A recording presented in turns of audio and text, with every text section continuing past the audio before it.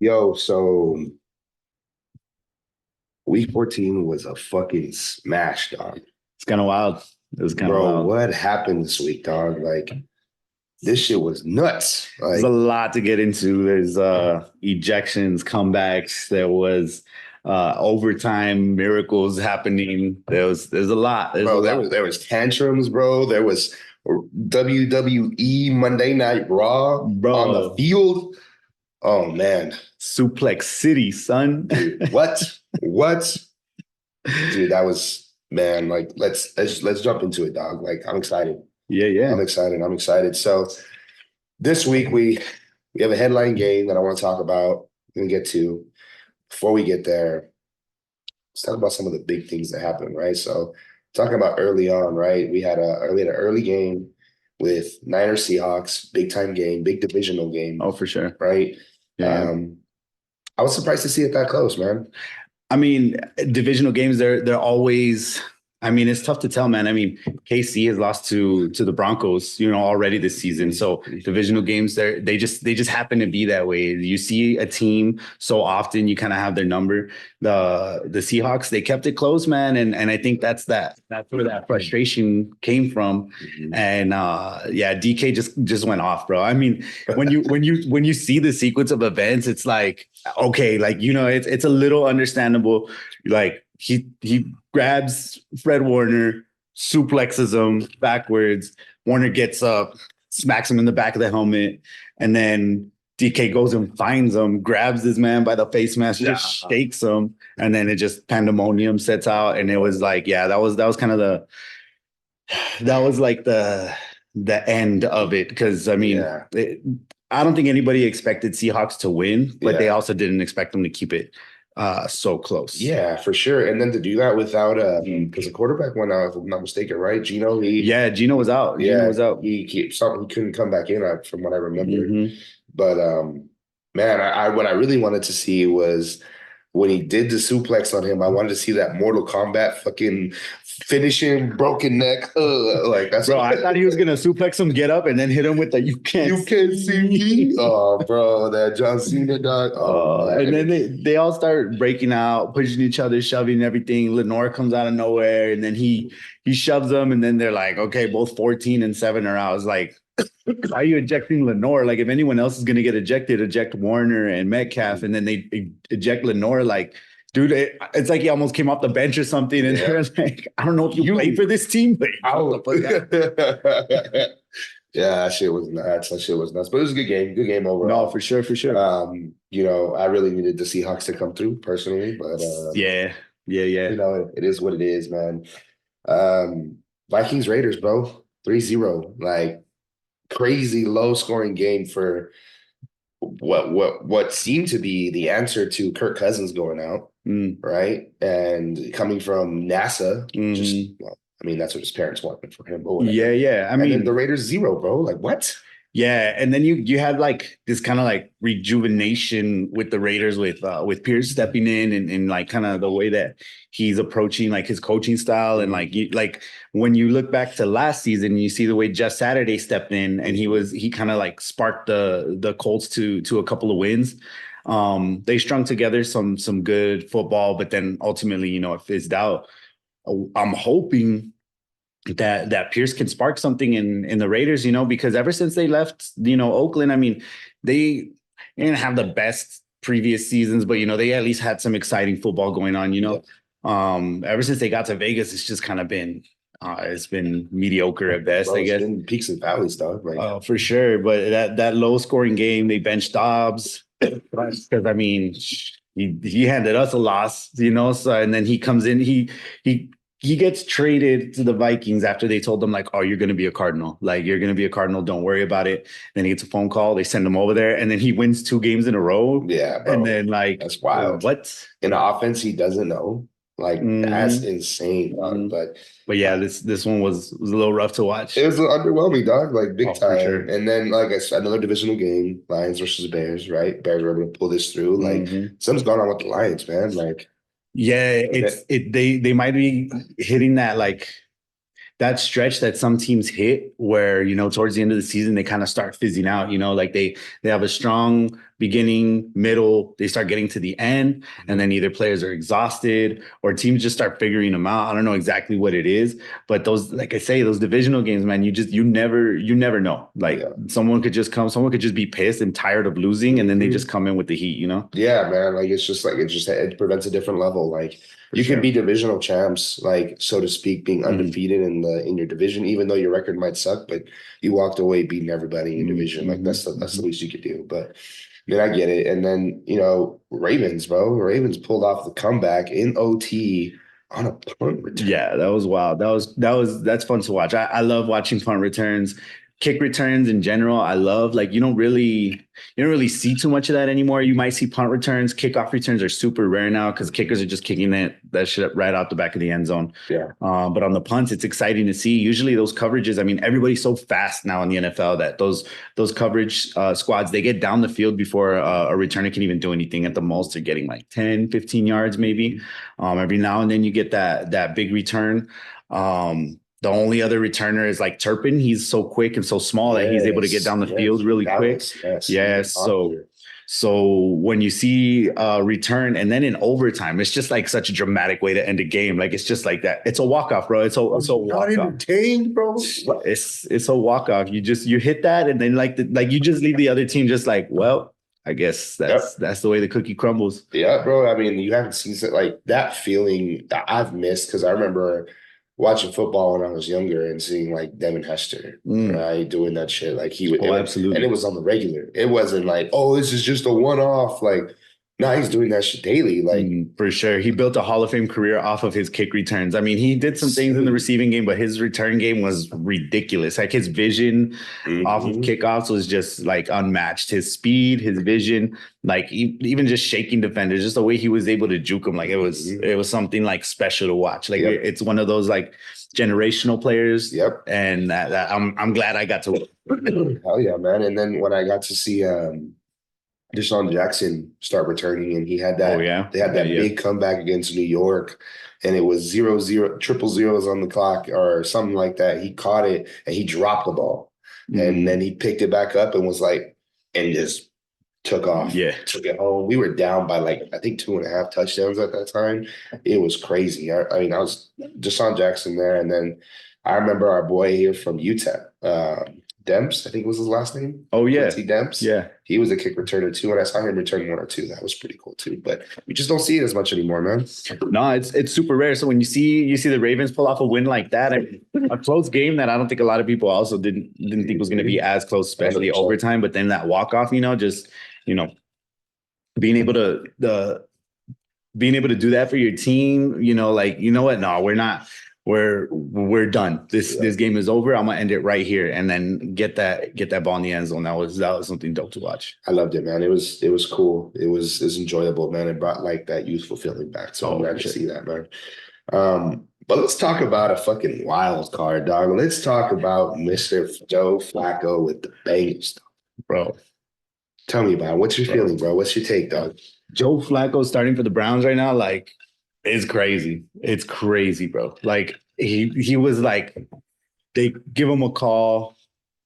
He was probably gonna have like a pickleball tournament that weekend, and just like, hey, are you in shape? And like, yeah, sure. Let me see what I got on the schedule. Dog? And he was slinging that rock, bro. He was slinging that rock around. Mm-hmm. They get the dub. Like, yeah, that was cool to see, man. Like, cause getting to a Super Bowl. Not being able to close it out. And then, just afterwards, like career just kind of fizzled out, bro. Like he had some good games. He had, decent seasons, I guess, stats wise.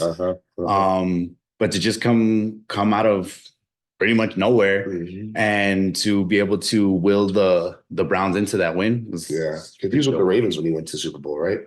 Ravens or Flacco? Flacco, yes. Yes, it was when he played the Niners, I believe, right? But then he also, you know what? I'm thinking about Matt Ryan.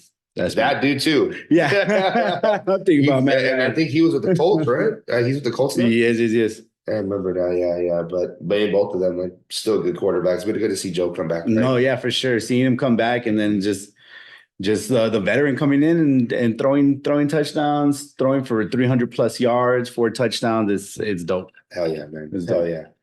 Now, getting to the two big games of week 14, man. Talk about Bills Chief. This big game in the AFC, Oh, for sure, right? I for mean, sure. you got playoff contention Bills, right? They're trying to get into the playoffs, try to punch their ticket in. And you got the Chiefs trying to prove something, right? They're on a losing streak, Mm-hmm. right?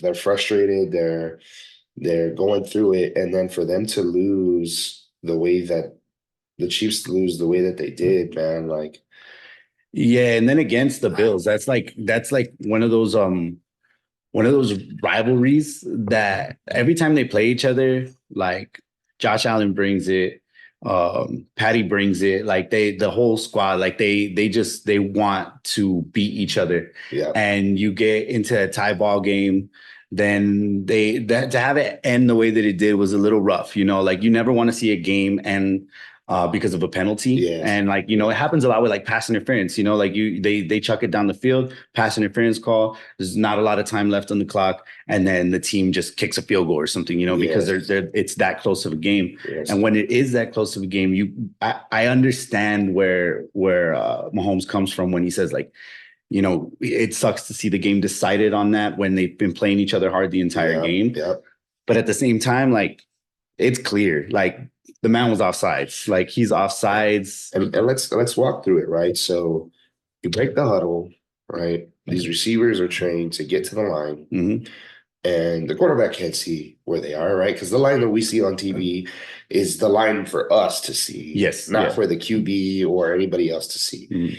And then the receiver goes and checks, right? Checks down, checks the ref. That's what they're supposed to do. Yes. Now, when looking over it, right after that game, the receiver did check down, but I'm not too sure if it was just muscle memory Mhm. or if he had the purpose to seek the ref out and check with him. You know what I mean? Yeah. Like I never saw the ref respond to him. Mhm. So it was a bit of a like he checked it, but it was just muscle memory. Yeah, like he went through the motions and he kind Yeah. of looked. He didn't really necessarily get the confirmation. And like refs and receivers, they usually work together. A receiver will look over to the side. Hey, am I good? Ref, yeah, you're good. Or hey, move back a little. They at least they give them that heads up, a courtesy. It's a courtesy, Mhm. But refs are not obligated to do that. Hell no. You as the player, like you got to make sure you're good. You're the You gotta professional. you got to be able to see where the ball's at, where the Yeah. line's at. You got to get that confirmation, and then be able to proceed. And I just feel like it's just like it's a continuation of the storyline with the receivers in Kansas City because they've been having a tough go, man. Like Mahomes is getting the ball in their hands and they're dropping it. He's throwing them wide open and they can't bring it in. And then to have a penalty called on something that you do routine as a routine thing. And he even said it in the interview. He's like, this is pee-wee football stuff that you learn. Yep. And then to have it happen off of that.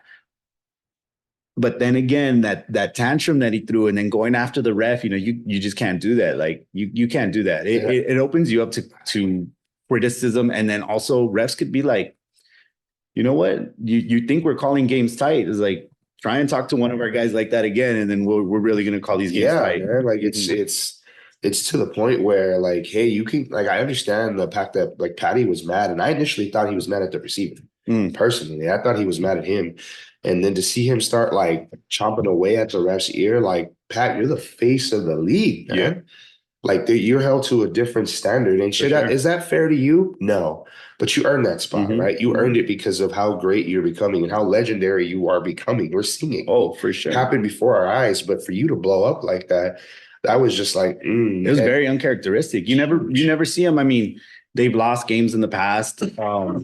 They've had mistakes happen with receivers, turnovers, whatever it might be, and he keeps it cool. Obviously, as a player at that level, you're gonna be passionate, But to blow up in that way, it's just like relax a little. Yes. You saw the entire team, the coaches trying to push him back, and he was losing it. And it's like that's something that I feel is it was an overreaction, yes. I want to say, but I think it was because of the level of the competition that they were facing and they really wanted that win. Yes. They really wanted that win. And I think of it like there's two ways that I think of it is one, I'm thinking of it as like a professional player, job duty. This is your responsibility to be the leader on this team and you blow up like that. Like what does that tell to the rest of the team?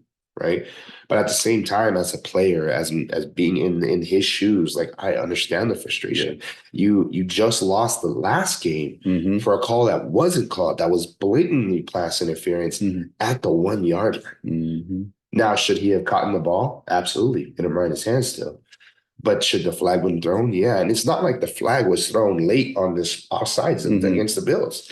It was thrown It was immediately. Yeah, as soon as the ball was hiked. Yep. And it's the same tone, like, talking with some other colleagues of ours. If it was a defensive play, they would have thought they threw that shit anyway, and they would let the play run through. Mhm. They're like, well, why not just stop the play? I believe Peyton Manning said that. Mhm. Why not just stop the play if it was offsides to begin Mhm. with? Well, Stop because the play, back them up, and then give them the opportunity to still go out there and get the score that they need, you know? so that way it's just like, all right, cool. We can never talk about what would have been. We only can Mhm. talk about Mhm. that. Hey, the play, this was, whether it was a bogus call or not, it was against the rules. You broke the rule. There's a penalty for it. Yeah. Right. And I feel like the frustration is contagious, especially when it comes to playing on a team or working on a team. And if the leader of your team is expressing his frustration in like that vocal of a way, Yeah. that frustration can leak out to other players, and then it causes you to make more mistakes, or it could have the adverse effect where they're so frustrated at the fact that that was what decided the game, and then they're going to make sure that doesn't happen to them again. You've seen kind of throughout the season that frustration can lead to a lot of bad things, like on the opposite side of the ball with the Bills. Mhm. When you see Stephon Diggs getting upset with Josh Allen and they're going at it and he's throwing his helmet around or he's huffing and puffing, Yeah. they play terribly. They play terribly. When they're on the same page and they're upset, but they understand like we still got a job to do, then they play outstanding, you know? Yes. So I just feel that outburst from Mahomes was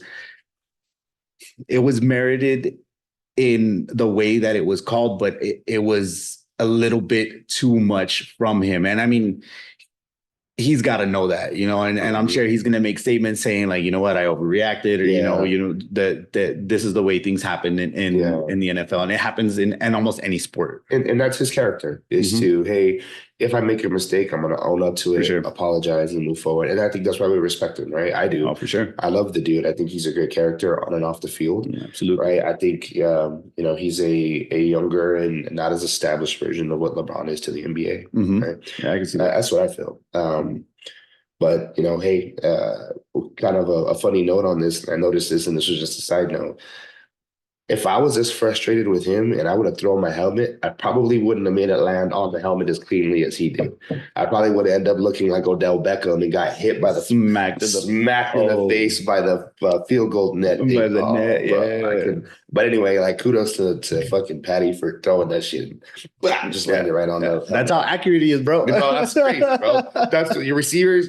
What's that? The fucking stickum? Yeah. Dude, bring it back. Just kidding.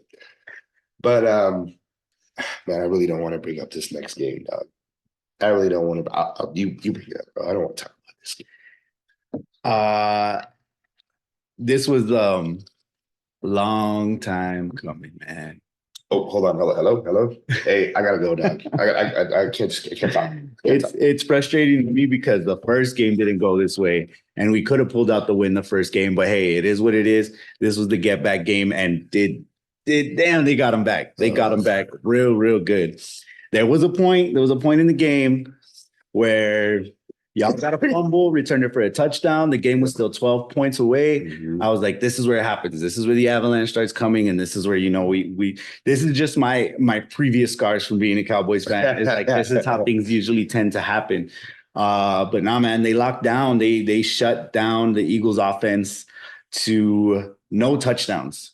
They had absolutely no touchdowns made by the offense. It's been like 3 years since that's happened, right? Yeah, it's insane. And then you think about, the offense that you guys have, the receivers that you have, and it was crazy to see how locked down, specifically Gilmore, how he played. Oh That was man. Gilly, Oh man. Yeah, man. Gilly felt some type of, he took it personally. He took it personally. Mhm. AJ called him old and he said, well, let me show you what this old can do. Yep. And he locked him down, man. He made him look like an average receiver at best that day. And, Yep. caused a turnover, locked him down. It was definitely one of those games where you kind of wait to see like, all right, when is this? And we're talking When's the about shoe? AJ Brown, right? Not any other Brown. Like, let's not let him escape that. Like AJ Brown got locked down. We were watching a post game press conference. I want to say like the week before, and we're watching this man just arms crossed. It's like that is a large human being. That's a big That's dude. a Like big you don't dude, want yo. to see that guy running towards you, and oh, okay, you're going against an old corner. Yeah. Then you figure he'd muscle him around. You figure he'd be able to get those tough catches, and that did not happen. The Eagles offense just didn't look like themselves. I don't know what's going on. I don't know. I kind of figured coming off of the Niners loss, they were going to be just irate. They were going to come in and they were going to want to play bully ball. They have an outstanding defensive line. The offense, I mean, I don't know. Jalen's playing a little hurt. I mean, it just so many can that things. be an excuse for though, dog? Yeah, like there just so many things went right for us this game that didn't go right for us the previous game, because the previous game we caused 3 fumbles in that game, but y'all recovered every single one of those fumbles. Yep. And kept the drives alive, and we're able to pull that win out. This time 3 fumbles and we recovered all 3 fumbles, and that is probably one of the biggest factors of the game that kept it so far away. Yes. And yeah, it was the timing of when those fumbles happened. It was also the problem of who they happened to. You got to think about it. The 3 biggest names on offense, right? No offense to anybody on the offense. It's my team. I love them. And Swift, I love you. But let's be real. You got 2 main receivers, right? You got Smith. You got Brown, who both don't normally fumble. Smith been on a tear lately since AJ Brown has been on a little slump because they've been taking most of the attention, which is great. That's what you're supposed to do. And both of them fumbled. And then on top of that, you have Jalen, who wasn't known for fumbling really ever. And lately that's been doing turnover machine. And costing the game. And it was, I always think back to the one that did it for me was on the Super Bowl. He fumbled and Kansas City went to return it for a touchdown, and eventually we lost, right? Yeah. So it was like that was big. You're right. The offense has not looked the same since week 12, but when they played the Bills, and maybe it's because they're playing all these tough teams and they're tired. I get it. But this is the NFL, dog. Like, oh, for sure. This is the thickness of the season. You have an easy schedule. You could bench if you win this game against Dallas. You could bench Hurts the rest of the season to let him recover from that chest injury. Yeah, because I mean, fortunately for y'all, like the rest of the season isn't. I mean, any given Sunday, right? Anything can happen. But the rest of the season for y'all is not the hardest. But I mean, you still got 2 games against the Giants. Yep. So I'd be a little worried about that because the Giants, they're starting to get a little bit of a stride right now. And you instead of being able to take that time off or coming off of a win and saying like, oh, we beat, the other top dogs in the NFC, then you can kind of go into those games with confidence. Now they're like must-win games. Yep. And when it comes to both the Eagles and the Cowboys, they're both going to have to win out. They're both going to have to win out the season. The road for y'all is a little bit easier, but things can happen. We lose to the Cardinals. You guys lose to the Jets. There's different things that have happened throughout the season that are probably weirder. Yeah. I mean, the thing that I have, hoping is that if we win out, we take the number 1 seed. Possibly we could take the number 1 seed in the NFC if the Ravens pull through. Yeah, if the Ravens pull through, we may be able to take the number 1 seed again. But at this point, where the Niners are playing, Doug, I don't know who could really take them out. And the only two teams, it doesn't seem like it because they got blown out by them. The only 2 teams that could really beat them in the NFC, again, I get the whole like any given Sunday would be Dallas or Philly. They're the only ones with the offensive power to be able to compete with them. Specifically, more on Dallas's hands because Dak's been on a tear. Like man. I didn't agree with everybody until this week. And this week, like I think he's a front runner for MVP. Dog. I'm gonna be honest with you. Yeah, he's definitely playing probably the best football he's ever played. Like it's like he's coming into his own. 15 straight games that they've won at home, and pulling out another win at home. It makes me want that number one seed so much more.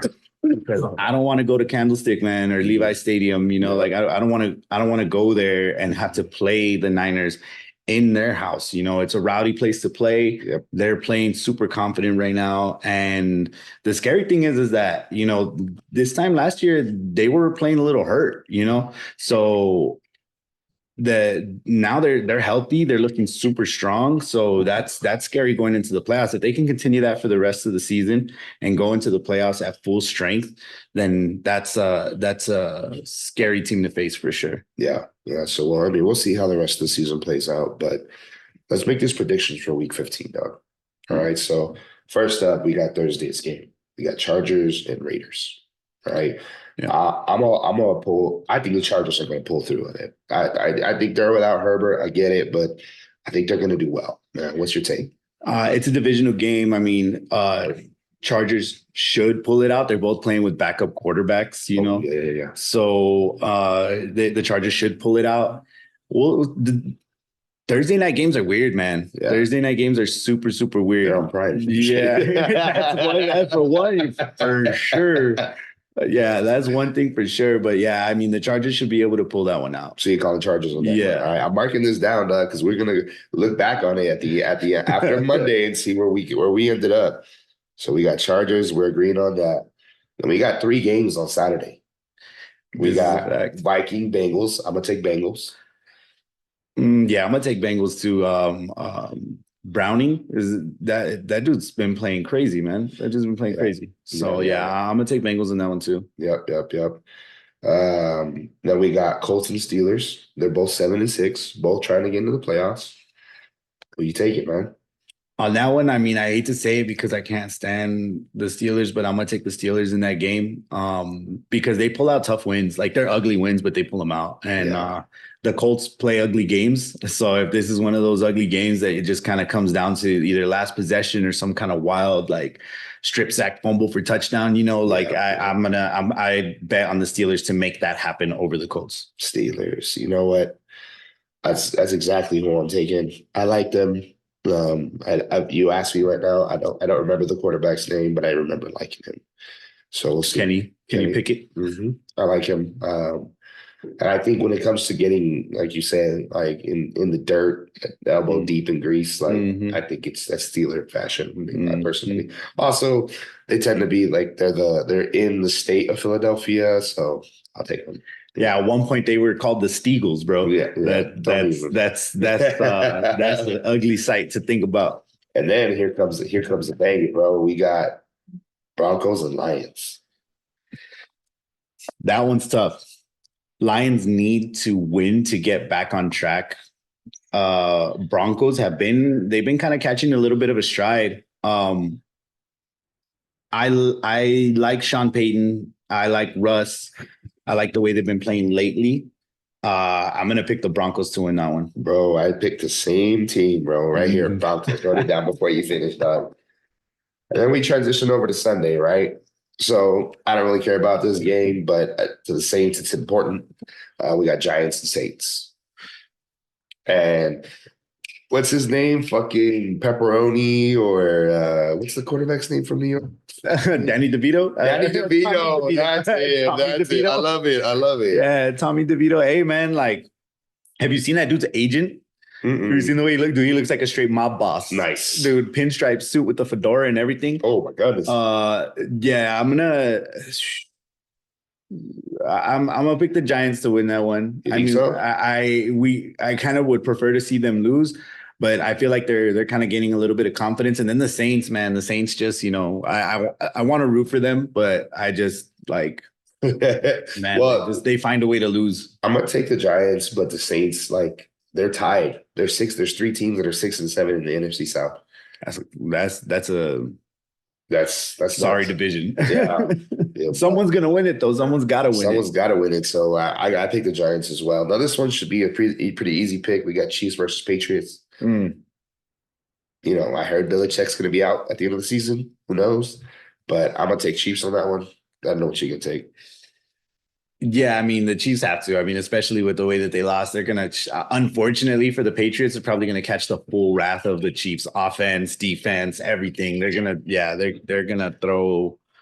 They're gonna throw the kitchen sink at them. I feel like Patty Mahomes feels like Steph Curry does right now. The way the Warriors are playing and the season he's having so far, let alone Patty, the same thing, having a season like this, but having receivers that can't, like this team to not finish the game through. Yeah. Like that's tough. But I'm gonna take the Chiefs on that one. Then we got the Commanders and the Rams. That one's tough because I mean you just saw the Rams going to OT with the Ravens. Yeah. And the Ravens are no joke. The Commanders are trash and a half, but like they find a way to stay in games. But no, I'm gonna stick with the Rams on that one. I'm gonna stick with the Rams to win that one. You know, on that one, I'm gonna take the Commanders, dog. I really think I like the Commanders. I feel like sometimes they look like a good team, man. Be honest, and then They can. I mean, Sam Howell. I mean, he's been slinging that thing around, dude. It's just they're lacking a little something, you know. he's as an individual player. I think he's having a pretty dynamite season. Yeah, being named a starter when they had no idea who they were going to put at that position, and him showing out the way that he has. I mean, it's been pretty solid. I mean, they played you guys pretty hard. I mean, they did. I'll give them that much. But I'm gonna go with the Commanders on that one. Jets Dolphins, bro. Jets just come off a big win. Dude, I'm gonna pick the Jets because I love that underdog. Yeah, That underdog shit, like straight up. And I feel for Zach Wilson, dude, because like granted, he's been in the system for a little bit. He's been in the NFL. You know, he's an NFL quarterback. He should be able to step into the system, be able to do what he needs to do. But then Aaron Rodgers goes down, and then now everything's thrust at him. He's being blamed for everything. Then he has a hell of a game this last week, so I'm hoping the Jets pull it out this time. And then against the Dolphins, that'd be an upset, bro. I love it. I love it. Titans versus Texans, bro. Titans just come from behind victory, right? That game's gonna be because I don't know if they're gonna rule Stroud out because of the concussion protocol. They're still I think they're still gonna be running tests on him. So if he's out, Titans. Okay. If he's in, Texans. But I guess to give you a pick. I like Will Levis, man. So I'm gonna go with the Titans. Titans. Yeah. All right. That was tough for me, man. Seeing what they did yesterday. Oh yeah. I'm gonna have to go with the Titans, man, because they're proving to themselves that even though they're having a very poor season compared to the previous ones, they're trying to prove a point right now. So I'm gonna go with the Titans as well. We got Packers and Bucks, both at 6 and 7, both trying to fight for the playoffs. I got the Pack in that game. I think I agree with you. Yeah, I got the Pack in that game. I like Baker and I like to see Baker win, but nah, I'm gonna go with the Pack on that. Yeah, I like Jordan Love, dog. I love him, bro. He's been doing well. I have him on fantasy. Yeah. Right now, finished second by one loss, which is it is what it is. Yeah. But catch me in those playoffs, dog, because there's a lot of people getting hurt. Hopefully, my players don't get hurt, dog. I don't know what to say. But we got Falcons at Carolina. I gotta say the Falcons, dude. You got to, man. Like, I feel like at this point, Carolina's probably like tanking to try and get some kind of a high pick to give them a weapon at quarterback, So I mean, at receiver. So I don't know. I would have to say Falcons. All right. All right. So here it comes, the Bears and the Browns, man. Like, I mean, let's get some more Flacco action, bro. I want to see him throw for fucking 450 in this game. I'm gonna go Bears on this one, man. Yeah. I'm gonna go Bears on Okay. this Okay. one. Okay. I think the Bears are. I don't think they're just in it to mess up everybody's season. If I'm being honest with you. Yeah, they're that sleeper team. Yeah, That, they're okay. like, hey, we did some adjustments. We're gonna prove to ourselves we can at least get to the 9-8, come up with a winning record and finish the season out. But we'll see. We'll see what happens. Okay. We got Niners Cardinals. Yeah, that's a rough one right there, man. But yeah, Niners are gonna pull that one out for sure, man. They got that whole division's number, bro. They're nobody in that division is gonna beat them. Yeah. Then we got Ravens Jags. This is gonna be my upset pick of the week. I think the Jags. I mean, I don't know how much of an upset because the Jags played pretty hard, man. Yes. But of course, I think a lot of people have the Ravens as like their favorites to win the entire AFC. But that's gonna be my upset pick is the Jags. I think the Jags are gonna show up and show out in that game, and I want to see Lawrence ball out, dude. I want to see him ball out. I'm gonna have to go with the Ravens, dog. It's an easy pick, but also. Like I'm a fan of a running quarterback, dude. I love watching that in action. Now, Ever since Vic, bro, that was amazing, man. Like Vic, catch me on that, Madden picking I up was Falcons every time, bro. I love it. I love it, man. Madden is man, those were the days, man. I used to play, come home from school and just be on the sticks, hit stick and pulls for no reason. Oh yeah. Great. Oh yeah. It was great. Now, medal game of the day. You already know what it is. Cowboys at Bills. No, we're taking that one. We're taking that one, and I'm going to tell you why. I think our defense is going to make Josh Allen. We're going to force him to make mistakes, and he is the type of quarterback to force things, and he makes a ton of mistakes when he's pushed into pressure situations. He throws picks. He fumbles the ball. He tries to make things happen when he doesn't necessarily need to. Mike is going to be in his face. Osa is going to be in his face. If Gilmore plays the way that he played against Philly, oh man, if he can lock down Diggs, and you've seen earlier in this season when Diggs gets locked down, he gets very frustrated when he can't get the ball and he shuts down. He shuts down himself. He gets in his own head, and I want Gilly to live rent free in that man's head the entire game. No, they could be teammates in the future, Doug. You can't do that to him. Hey, man, we short-term memory, baby. we welcome him with open arms, but on Sunday, bro, it's going to war. Oh man. So you think they're gonna go into Buffalo and at the end of the game be in freezing weather because they're gonna go into the game at 36 degrees. Are you curious to see what ESPN is saying the split is? Sure. ESPN right now is currently calling the game 49.9 Cowboys, 49.7 Bills. That means that there's a 0.1 chance that they tie. And I mean, nobody wants to see a tie, but that would be something wild. That would be something wild. But I think those two quarterbacks are way too good to let it happen. I just, we have a lot of players that are used to playing in the cold. So I think we go up there, we get that dub. It's gonna be a tough one. I'm not gonna say it's gonna be easy. It's gonna be tough. I mean, we just saw the way they played the Chiefs. So yeah, it's gonna be a tough one. Let's see how Gilmore, the old man, does in the cold weather, man. Yeah, that's a fact. And then we got Monday night. You know what it is, boys. We got Eagles visiting Seattle with Geno-less Seahawks. Frustrated Metcalf. I got to take the Bears on this one. Yes. I'm picking against y'all just because it's y'all. Yeah, I got to pick against y'all. The Seahawks played us hard on a Thursday night, stupid Thursday night games. I think it's yet to be seen if Geno's going to play that game or not. I mean, if he is ruled out, that's going to be tough for them. But we saw how they played against the Niners. Yep.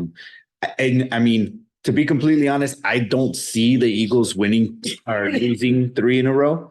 But I really want to see the Seahawks win that one. So I guess that'll be my second upset pick, because that would be a real upset if the Seahawks can pull that one off. Yeah, that would be a big upset. But I feel like the Eagles need the win to get back. But I'm gonna pick Seattle on that one. Got you. So we pick on 6 different games. We pick the opposites. picked the same on everything else, but we picked different on the Commanders and Rams. Mhm. We picked different on the Dolphins, Jets. We picked different on the Bears, Browns, the Bills and the Boys, and the Birds and the Seahawks. Or Eagles, I should say, because technically Seahawks are birds, whatever.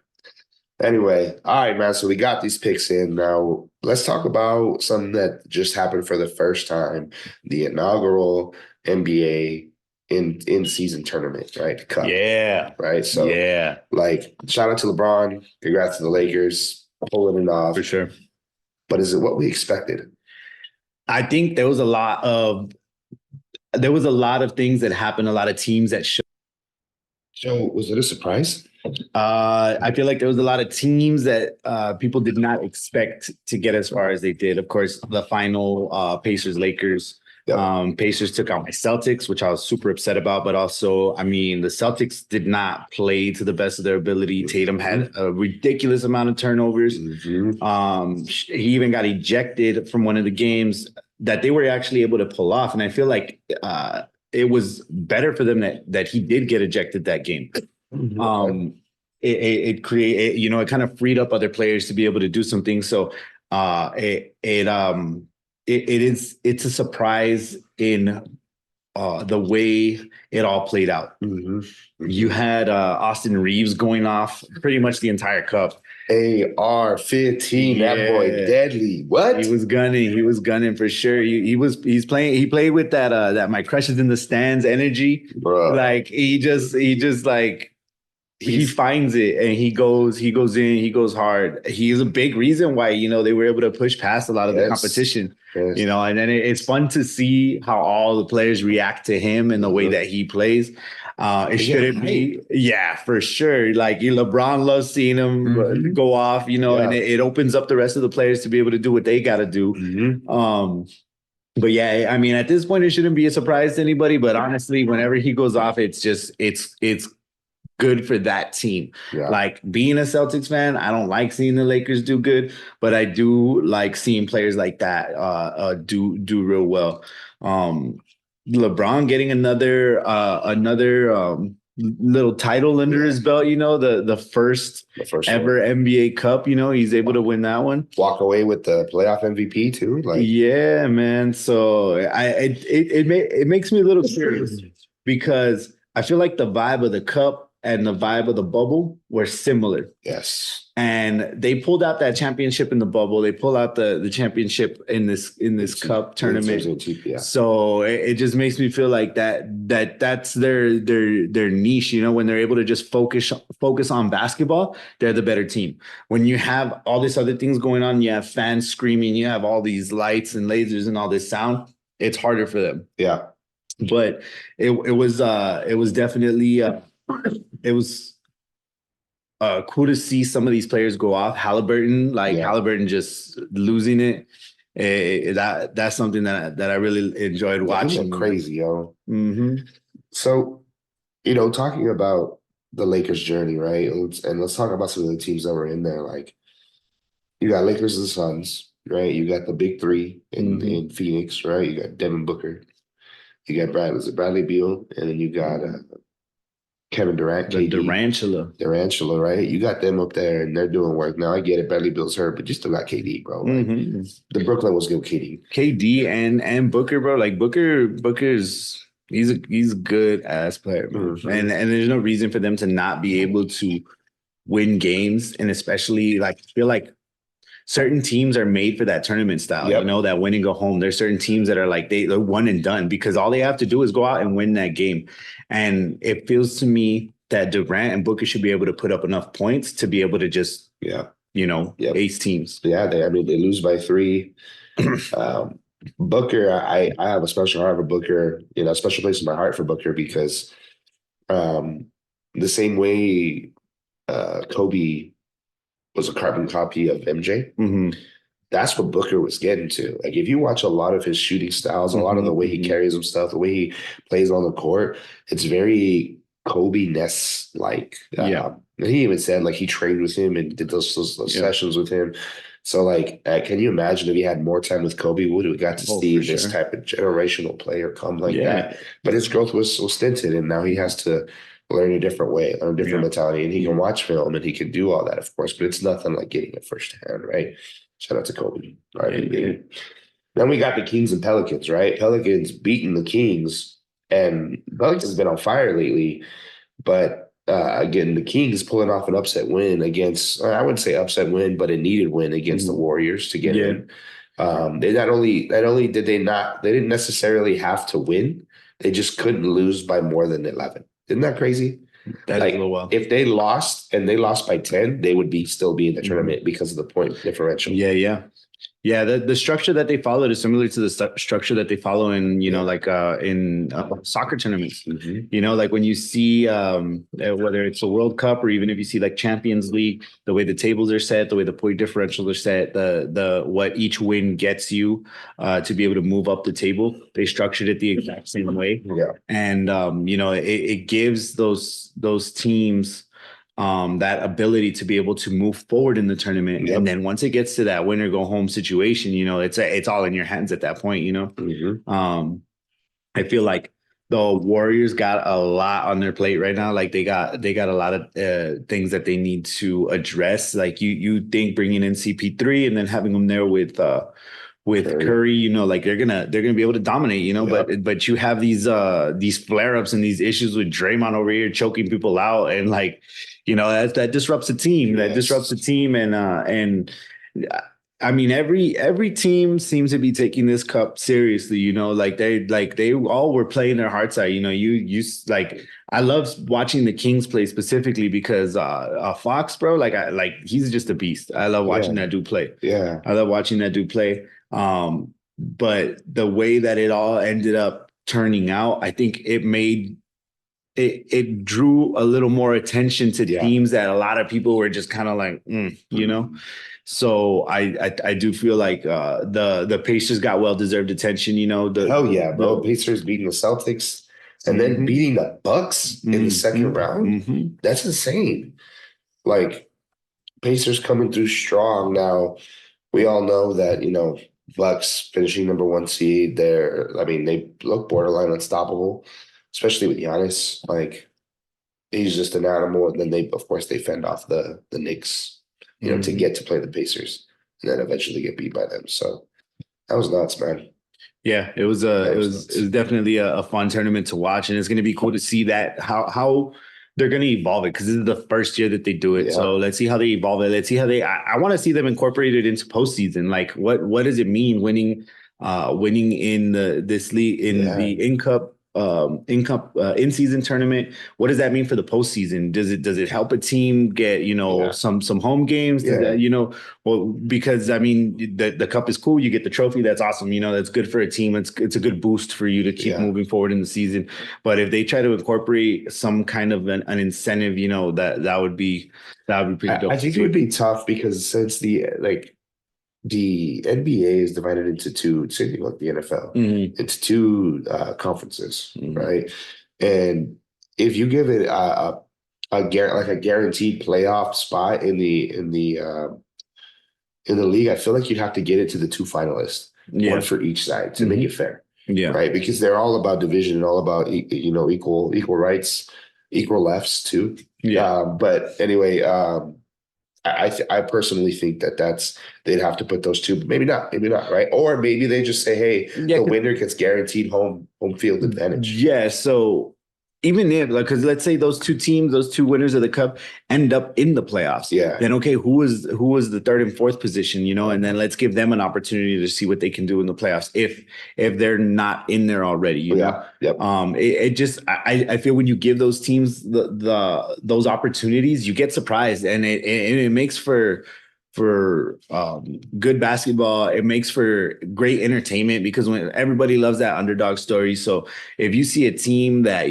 like they had no shot of making the playoffs, but because they placed in the in-season tournament, and they're able to get that opportunity, and they surprise people and they make it all the way to their conference finals, or they make it even into the actual NBA finals. Yes. Like that's something that I feel a lot of people want, because people get tired of seeing Yeah. the same teams over and over. It's like the Bama effect, Oh, bro. bro, let's not even talk about that right now. But yeah, I think it would be cool because it would be like the 16th seed or the 64th seed Mhm. in the NCAA March Madness. Like Yeah, that's the team you see go from that lowest of Cinderella low, story, bro. Cinderella's boom, boom, Yup, boom, yup, and yup. then work their way up. Everybody gets all high hopes, and there's been one or two teams that was able to do it before, but when you get even the taste of it, it's like I want to Oh watch it. yeah. Like I can't wait for it. That's what March Madness is about. Oh, Like for sure, for sure. so.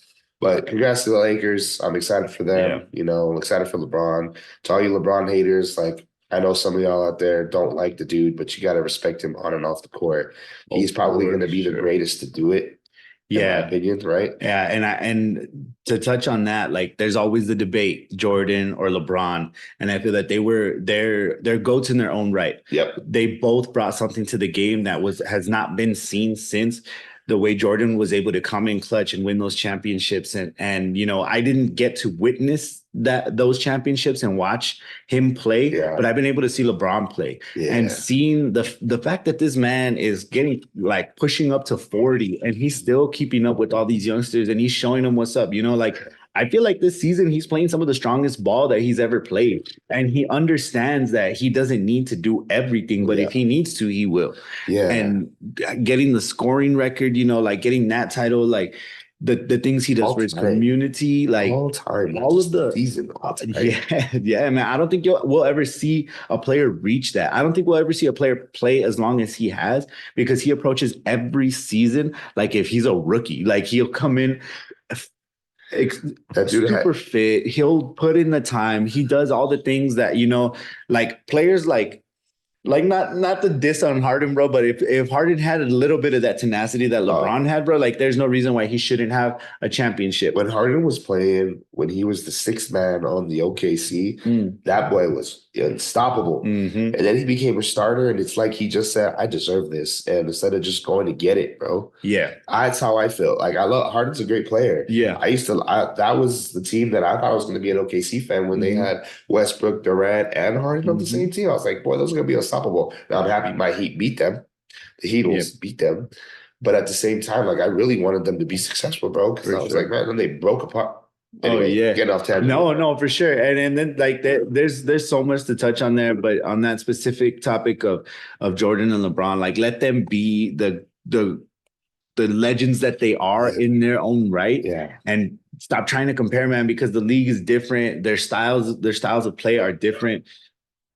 LeBron has been able to accomplish a lot in his time in the league, and he's going 20 years in the league. Like that is ridiculous, that longevity, and to still bring that style of play every single season, and be at this point in his career to go to any team and change the dynamic of that team for the better. Like that just speaks a lot to his legacy. He's done so much for his community. He does a lot for the game itself, and I feel that what he's done should not be overlooked. And I think a lot of people do overlook him because they always want to compare to Jordan. And Jordan is Jordan. Jordan will never go away. Jordan will always be relevant. You're going to see that jump man everywhere, probably for the rest of time, and that's what Jordan's legacy was, his clutchness, his championships, what he brought.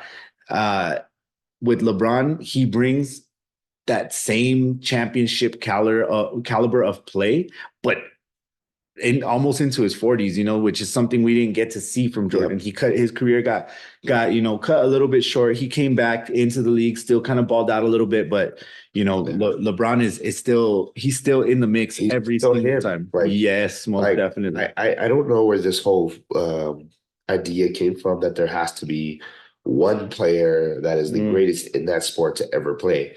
I get it, right? I do. Like people who watch Jordan, like you said, love the progression and watched him grow from a amazing ball scorer to a championship winning team, and still doing it and attacking at that level. But for me, there can be two. But if saying that we're talking about the two, we know what everybody wants to know, which is who's your pick, who's your GOAT? My pick, I side with LeBron because I witnessed LeBron. No.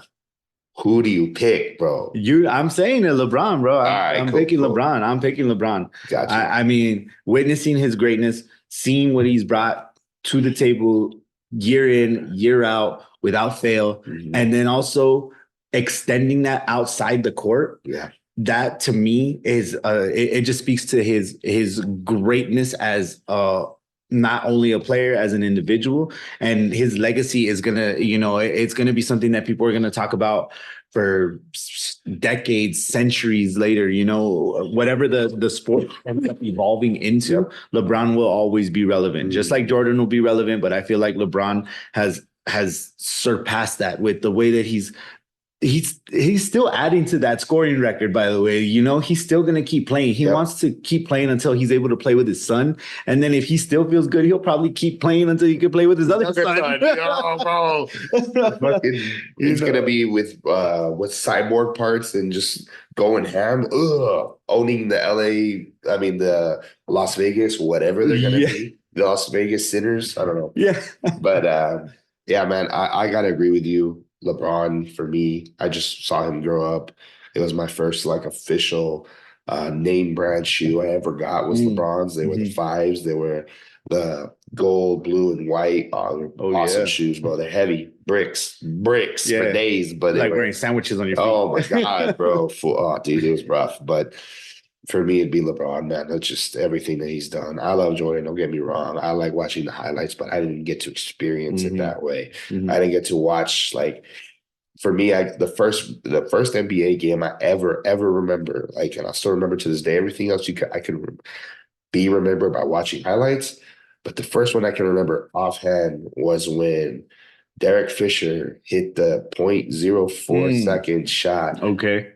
Against San Antonio. That was my first basketball memory. That's where I started learning and starting to get more into watching and playing basketball. It was for that purpose. Yeah. But that's when I started paying attention to basketball. And I liked Dwayne Wade, 03. I loved him and watching him in college. Same thing with LeBron, watching him in high school. Yeah. That was cool. Carmelo, that whole thing. But getting into it was that. I was like, this gave me a rush watching it. Yeah. And LeBron does that for me, man. For sure. It's like, what is this man doing? Yeah, for him to bring the passion that he brings to the game day in and day out and continue to do it every single season, I think that's something that, you don't, it's a once in a lifetime type of player that you get. And I feel like he's going to continue to add to his legacy. I'm curious to see what his sons do when they get into the league.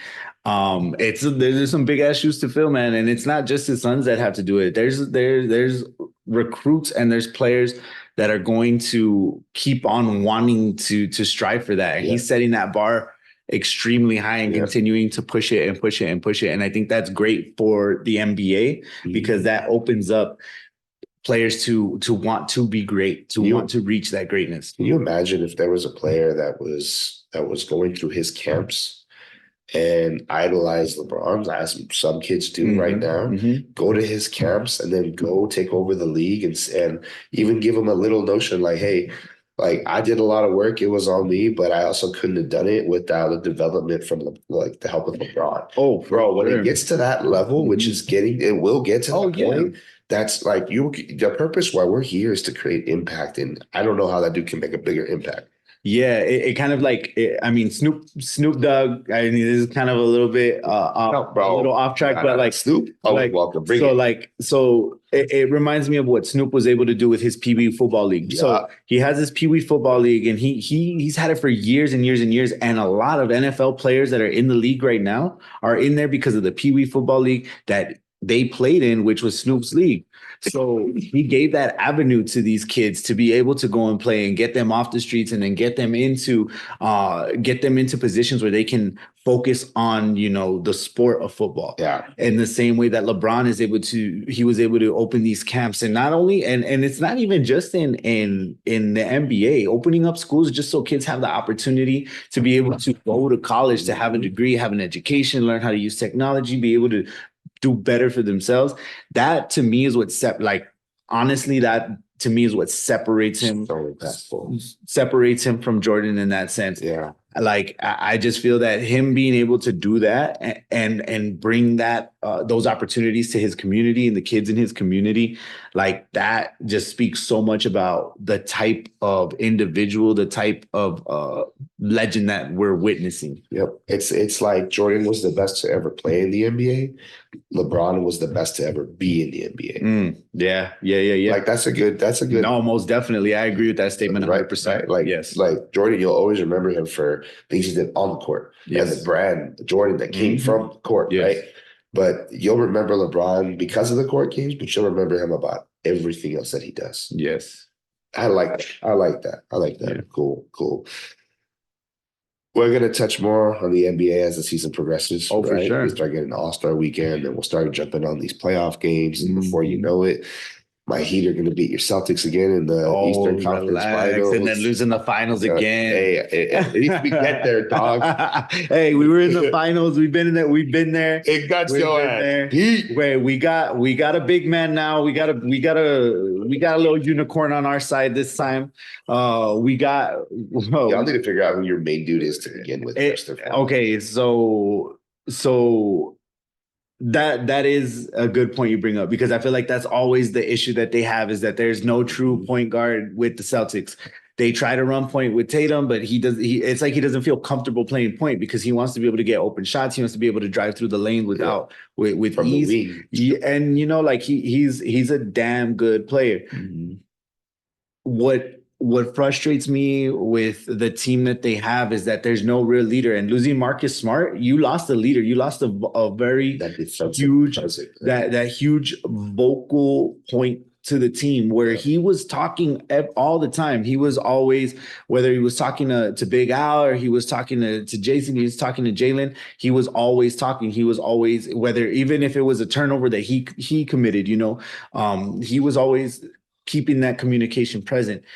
I feel like Tatum's very silent. I feel like Jalen's very silent. Like they just want to go out and show in the way that they play, which is admirable. But in like the teams that win championships, like you see the way they communicate, you see the way that they're able to create that cohesiveness, the way that they mesh together. I think that's what the Celtics need to find.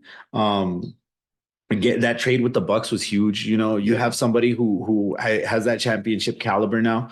And hopefully that translates to the rest of the season. The Celtics are always going to be that team that's going to be putting up big numbers. They're always going to be that team that's going to be in that playoff mix. Yep. It's just up to them how far they're going to go. Getting all the way to the finals and then and not being able to pull it out. And I've said this before, and people kind of get upset, but I'm like, I just don't feel like Tatum is that guy. Like, I just don't feel like he's the guy to take over a game. He can have a game where he scores 50. Yeah. And the rest of the team misses out. Garbage. Yeah, because they're just, it's just toss it to Tatum, yeah. Like Jason's on fire. Let's just let him run it. Yeah. And he doesn't take that control of the team to say like, yeah, like I'm on fire, but we're like, if y'all aren't scoring, we're not winning. So he reminds me of like, that's a bad example of when you want to lead, and when you're leading from performance doesn't supersede leading with like being in front, leading from the front. Does that make sense? Like he's trying to lead by his performance when he does well. And they'll follow him, but there'll be more hype for him. It's like having a hype man. But if he was leading from the front and he would say, taking charges, saying, let's go that way. Yes. Let's do this. Yeah. Oh, if he was that player, it would be way different. It's the difference of allowing people to do their job and saying, I'll do it for you. Yep. Just because you know how to do it doesn't mean you have to. Yep. That player is in that position for a reason. Let that player do what they need to do. Let that person do what they need to do. And you do you. And if you're able to have that trust, and I feel like that's the biggest thing on any championship team, is the trust that you have in the people that are around you. You throw that pass and they're open, they're going to hit that shot. You toss that ball up there, they're going to go up there and oop that. Like, it's just, like you gotta have that trust in your team, man. Yep. And I feel like there's a point where like they'll be playing solid and then they lose trust in each other, and then that's when things fall apart. I feel like having Big Al in there. I love Big Al, bro. I love having Al there. He's the OG. He's the heart. He's the one that makes sure that, like, where, like, they kind of stay on track. Yeah. They stay on track. Like, he acts like he's been there before, and I love that. I love having him there. I love the fact that, there's a lot of ups to this team that they have currently. Yeah. I think that that's another thing about this in-season tournament is that it opens the team's eyes to, okay, what do we need to focus on, moving forward. Mhm. So it kind of preps you. It's a little bit of like it's like a midterm, it's like a midterm for the season. So you're able to assess and be like, okay, how are we going to be able to move forward once we get to those playoffs and try to get to the finals? That leads me to the next topic that we're going to review, which is getting ready for what's going to come. And when I talk about that, it's about none other than NCAA football, right? But specifically going from this season, that was a 4-team playoff bracket, right? Yes. Transitioning to a 12-team playoff bracket next year, right? But going from 4 to that and then being able to prep and say, oh, next year, and accepting it in some cases, which is great for those teams that didn't finish 4. Let's talk about the teams that finished 4, bro. Like, bro, first off, love out to my Texas fans up there, right? Yo. Right? Let's go. Hook 'em horns, baby. Yes, sir. Yes, sir. I love that they're in there. I do. I really do. Oh, absolutely. And I'm happy that it's been a minute. It's been a minute. Too long. Too long, right? I mean, we're talking like the Vince Young days on, bro. Like, bro, hey, my knee was down throwing it. It's still in my hand phase.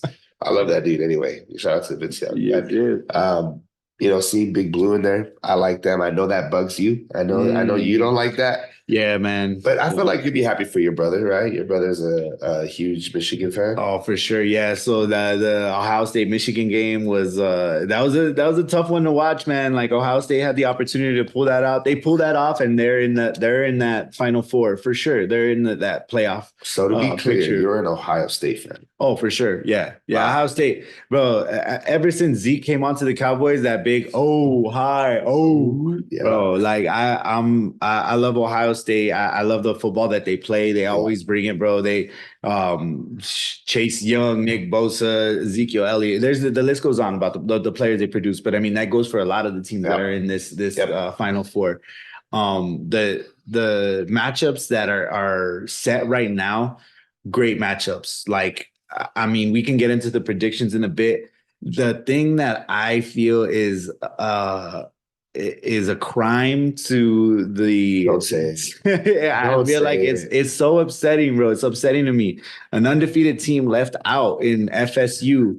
And that's, I mean, yes, it's upsetting and it upsets me. But then when I start thinking about it, I'm like, okay, so who are you going to leave out of that, of those Final Four teams? Like, who are you going to leave out? For me, I don't need to see Bama in that game again. Like, nobody wants always to see them, right? They're always there. Nobody wants to see Bama again. Like, I mean, I know there's a whole Roll Tide nation out there for sure, but FSU being left out, being undefeated, it just feels like it's unfair. It just feels unfair to me. They'll get an opportunity next season, but that's next season. That, like, it's unfair to the players. And I mean, the argument is like what goes into this decision making is, okay, record. What these teams were producing, further into the season. But a lot of what their reasoning is that, their starting quarterback got injured. They're playing with backup. Yep. They don't have the same explosiveness. So if we put them in one of those playoff games, are they going to be able to perform, or are they just going to get blown out? They don't want. They're trying not to produce a blowout game. Yep. They want these games to be close. But that's not fair to the rest of the players on that team that played their asses off the entire season, and they get left out. Like, I can't imagine how they feel. Yeah. And to me, I feel like you put FSU in there and over Bama, and I feel like nobody's going to be really upset about that. Like, nobody's going to be upset about that, dude. They're going to be like, all right, it's something different. Yeah. Like, it's like, okay, let's see what this produces, and I'm curious, who do you have in that championship game? What are your picks for these That's a tough question, college man. football playoffs? It's a tough question for me because one, I'm a Texas fan. Two, I like Michigan, and the other team I like is Notre Dame. They're just all separate, and I can like each of them individually, and that's cool. But I gotta go Big Blue over Bama, if I'm being honest with you. Okay. I love the way Michigan's playing right now. I think Okay. Alabama is Alabama. I get it. I understand. There's still going to be that like run down your throat, yeah, but that's gonna be a tough game for is. Michigan. It But is, yeah. but I mean, Michigan got that number one seed for a reason, right? Yeah, for sure. So Michigan got that number one seed for a reason. I don't think they should be taken lightly, but it is the SEC. Like Yeah, man, that why did SEC it hits different. And when I say hits different, like they will knock you on your ass straight bro? That's up. there. I mean, that's rough, bro. That's big boy football. Like, Oh, yes, sir. that's like those teams could go play the worst teams in the NFL type football, Mm-hmm. right? Mhm. Well, not all of them, but most of them. But I mean, at some point in the last 20 years, any team from there could have gone and played in the NFL. Oh, for sure. Now, other side, Texas versus Washington. You already know who I'm looking at. Oh, for sure. You know who I'm Oh, looking yes, at, sir. right? Yeah. So it's going to be the two teams that I like, which is Michigan and Texas. I'm even thinking about trying to order a half and half jersey to be able to support both, Okay. and instead of wearing a double-sided hat, I'll wear one hat and then I'll wear the chonies of the other team. You wear that burnt orange choni? Hell yeah, baby. So if what, I will talk about what the burnt orange to be later on. But It's camouflage. a blended. But no, I'm gonna do that. My heart is telling me to go with Texas. Like if Texas and Michigan go, my heart is to go with Texas, but it's gonna be tough. I really want to see Texas play Bama. I really want to see Texas play Bama. They already beat them. Yes. But I want them to get the championship over them. I want them to get the championship over them. I feel like the last time they were in the national championship and McCoy goes out and Gilbert comes in and then they just get tossed around. Yeah. And it was an unfair shake. I mean, things happen, injuries happen. But having them be in that national championship against Bama and then beating them, I also just don't want to see Michigan in that championship. I was gonna say it's because you're an Ohio State fan. To be honest, bro. Don't want to see them there. I mean, if I see them there, I want them to get their asses beat. I'm gonna be real, but I want Texas to beat Alabama, and that doesn't necessarily mean that I'm picking Bama to win over Michigan because I do really feel like Michigan is playing some tough ass football right now. But buckle down. I want I'm picking Texas to win it all. I really do feel that they can beat Washington. Bama and Michigan, it's a tough toss up, but I mean you can't. It's a Nick Saban team, man. You can't count them out in the big moments, you know. Yep. I agree with that. So yeah, I'm picking Texas Bama in that last game. Okay. Well, we'll see what it comes out to, man. I'm excited to see what's gonna transpire. But hey y'all, I want to take this time to welcome you to our pod. This is just us talking, having a good time, and we're really just getting into the regular conversations we have, man. Like the stuff that we find joy in and our hobbies. But also like we want to hear from you guys, right? We're gonna talk a little bit about anime, right? Which is I love that topic. Not like a super nerd, but getting into it, and I say super nerd in the best way because it's enjoyable. It's enjoyable, man. But we're gonna get into. I mean, Zach, what else we can get into, bro? Yeah, this is season 1, episode 1. And this is just the tip of the iceberg. Of course, right now it's the pinnacle for the NFL. We're getting to the end of the season, so we got to talk about it.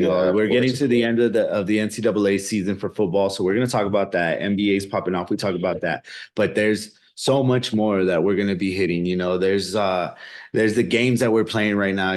There's anime that we're watching right now. It's going to be anything that's relative to the entertainment aspect, whether it's sports, whether it's any kind of media. We're going to be hitting different topics.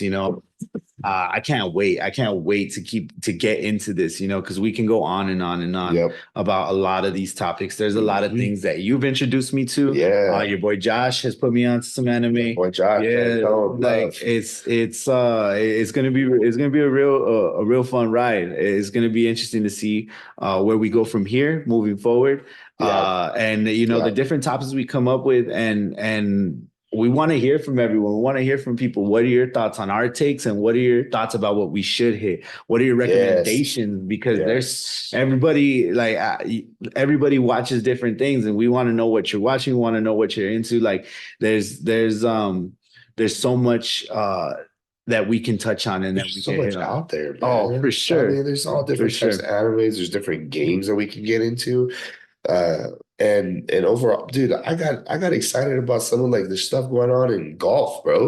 Like I've been getting introduced by different things. Social media does Yeah. wonders, man. That's the great thing about pop culture, bro, is that there's always going to be something to talk about, and there's Exactly, always going to right. be something that's going to pique your interest, and that's what I'm excited for. Like I can't wait for us to get into music, to get into hip hop, to get into some of the game, like the game that I'm playing right now is Red Dead 2. So there's a beautiful game. I can't wait to get into that. I know you finished Spider-Man.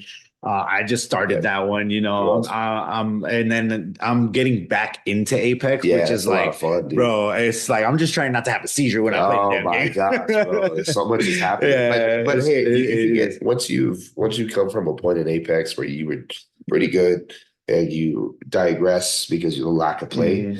once you take a little bit of time, maybe it's an hour a day for 2 or 3 days or 3 days out of the week, whatever, you start to catch up back to that point because your fingers just like muscle memory. I gotta be honest, I started playing the other day and I started getting so into it. My hands started cramping, dog. I was like, oh.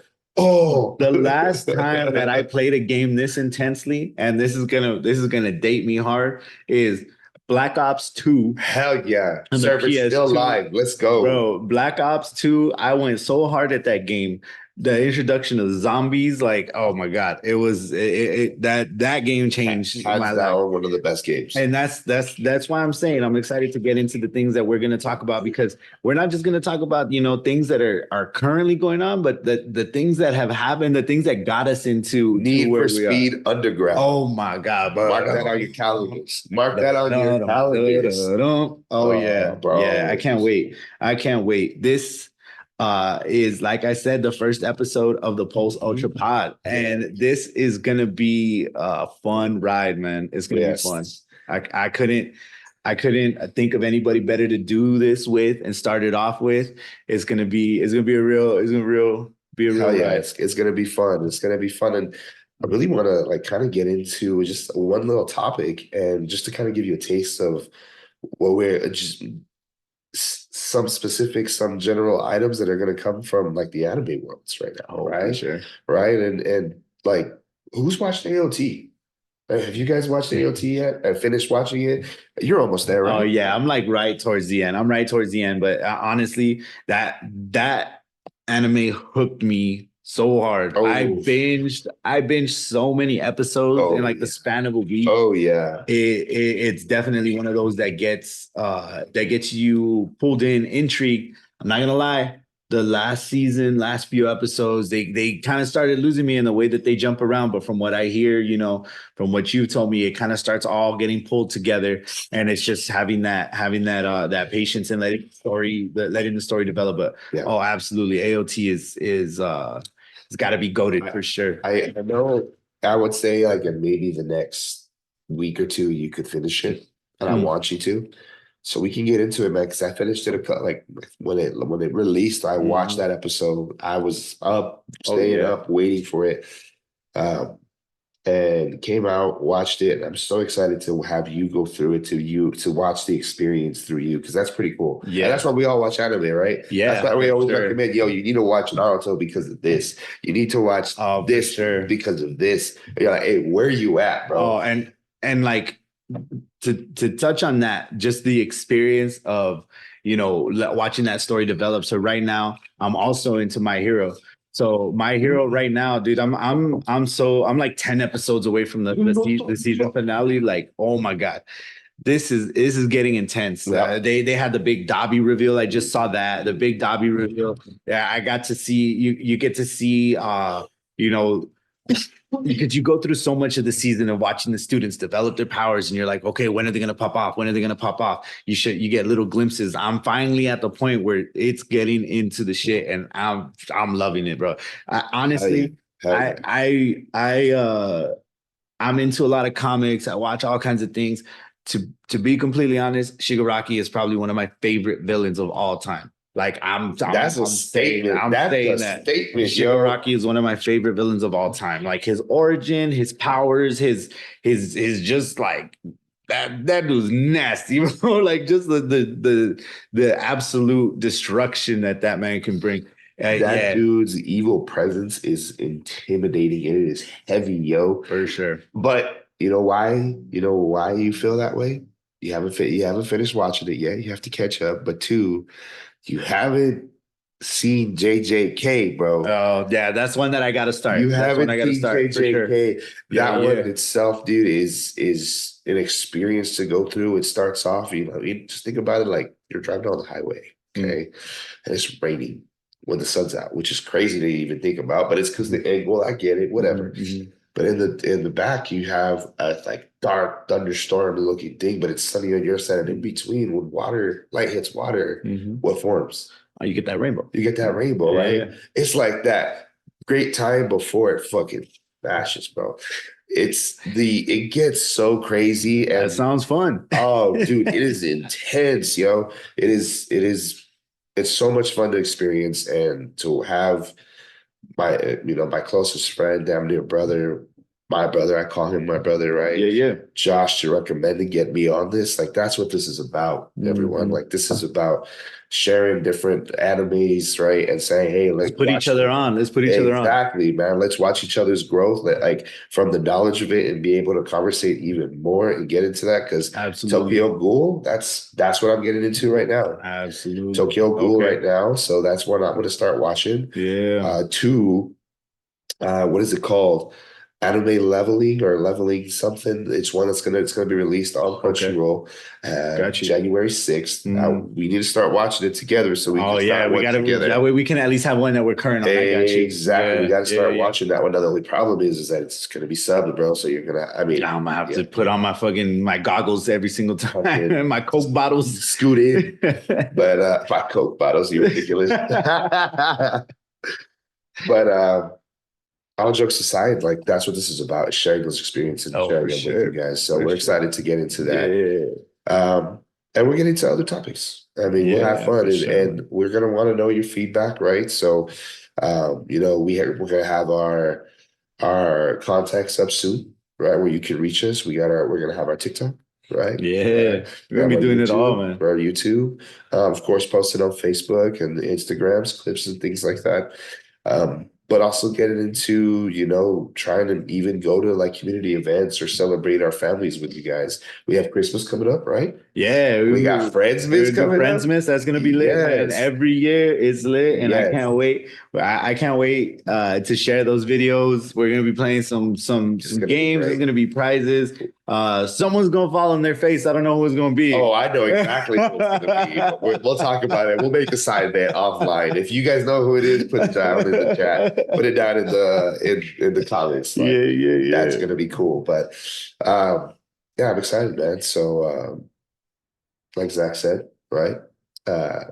We look forward to what's coming. Like it's gonna be Most definitely. it's gonna be great, right? And welcome to the Pulse Ultracast. Yeah. So we're excited to have you guys here. Excited to talk with you all about this Oh stuff. yeah, man. This is just the beginning. This is just the Yes. beginning. Yeah. Yeah. Man. So let's do it, man. Yeah. Join us. Season 1, episode 1, Post Ultra Pod. Let's go. Yes, sir. Look out for episode 2.